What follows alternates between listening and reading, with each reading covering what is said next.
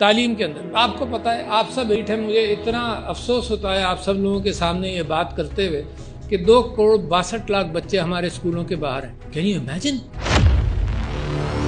कब हो गया ये? किसी को पता था ये हो रहा है? कब से शुरू हुआ ये? आप मैं और क्यों तमाशा देख रहे हैं दुनिया का? क्यों ना हमने उन लोगों को मोड़ा जिस वक्त वो ये फैसले कर रहे थे कि ये जवाल हो रहा है? क्यों? उसकी वजह ये है कि आप इलीट हैं, आपको पता ही नहीं कि क्या हो रहा है। आपको ये नहीं मालूम कि नीचे क्या हो रहा है। कौन हिलाकर आपको बताएगा? इन इलेक्शंस ने आपको हिलाया है। आई होप आप हिले हो। लोगों ने आवाज मार मार कर, चीख चीख कर कहा है कि प्रायोरिटीज दूसरी हैं।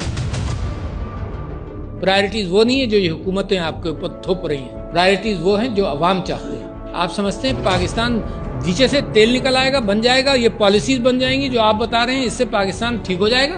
कंटिन्यूटी ऑफ पॉलिसी से ठीक हो जाएगा? चलाने वाले लोग नहीं है तो कंटिन्यूटी कहाँ से आएगी?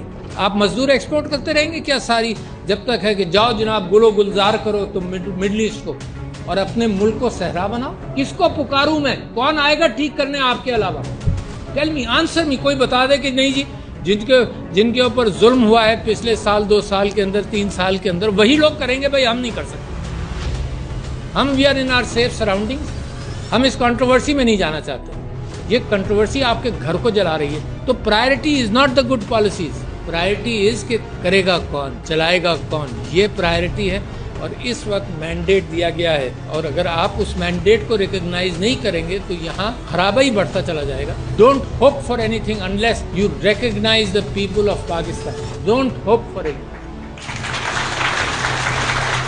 सोल्यूशन मौजूद है इस मुल्क में, कोई आइंस्टाइन की जरूरत नहीं है। इम्प्लीमेंट करने वाली लीडरशिप चाहिए आपको, नथिंग एल्स। इस मुल्क के अंदर हमें मेहनत करनी पड़ेगी। फॉरगेट द स्टेट, जो हर चीज स्टेट की जिम्मेदारी, आपकी जिम्मेदारी है गेट गुड पीपल इलेक्टेड। आपने कर लिया, but the next step is make sure they get elected.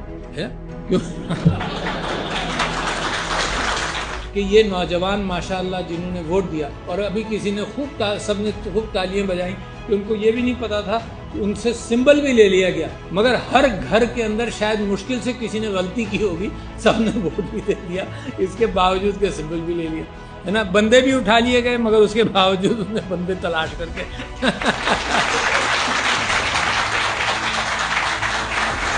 खूब लोगों को मारा पीटा गया, मगर फिर भी औरतें और जवान खड़े रहे, है ना। रिमार्केबल, औरतें खड़ी रही यार। इस मुल्क में आपको क्या सबूत चाहिए कि इस मुल्क में वाइब्रेंसी नहीं है? The best solution. और कोविड के अंदर मैं मिसाल उससे कोविड से देना चाहता हूं कि कोविड में आप you are the 3rd best country in the world to perform. ये बीमारी आई, उसने कहा सब बराबर, तो एलीट भी परेशान, पॉलिसीज भी बन गई फौरन के फौरन, सिविलियन एंड मिलिट्री और सारे इंस्टीट्यूशन इकट्ठा हो गए। Very important for the future कि आपने डेटा से साइंटिफिक मदद ली कि अगर सीवेज के अंदर पोलियो का वायरस है तो आपने सिर्फ उस जगह को हैंडल किया। तो इंसानी हमदर्दी में जो फैसला उस वक्त की हुकूमत जिसमें इमरान खान साहब लीड कर रहे थे, फैसला ये किया,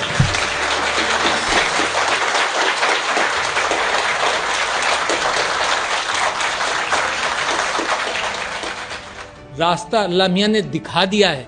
और अगर आप इग्नोर करते रहें तो ये पाकिस्तान के ऊपर मजीद आजमाइशें आएंगी जो आप लोग बर्दाश्त कर लेंगे। हमने बड़ा कुछ एक्यूमुलेट कर लिया, स्टॉक मार्केट ऊपर जाती है हमें फ़ायदा होता है एलीट को, है ना। प्लॉटों की कीमत ऊपर जाती है हमें फ़ायदा होता है एलीट को।